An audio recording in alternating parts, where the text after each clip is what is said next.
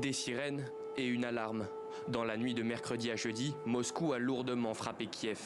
15 drones ont été abattus par la défense aérienne. Ces attaques font suite à la grande offensive lancée depuis 4 jours par Moscou. Près de 15 régions ukrainiennes ont été ciblées. À Mirnograd, dans l'oblast de Donetsk, les habitants sont contraints de fuir.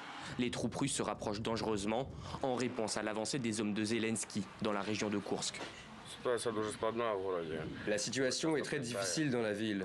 Il y a souvent des frappes, ces drones qui volent, des tirs de mortier. Les gens partent, nous les aidons à évacuer. Il reste très peu de gens. Je pense que tous les enfants ont été évacués.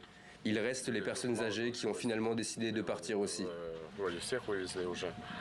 À Pokrovsk, surnommée la porte d'entrée du Donbass, la situation est là aussi critique.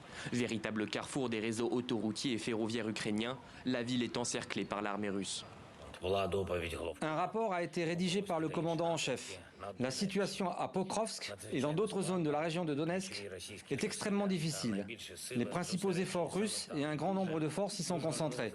La stabilité de chacune de nos divisions est très importante aujourd'hui, notre capacité à détruire l'occupant. Pour faire face à cette avancée, le président Zelensky a demandé à ce que les restrictions sur les tirs à longue distance soient levées.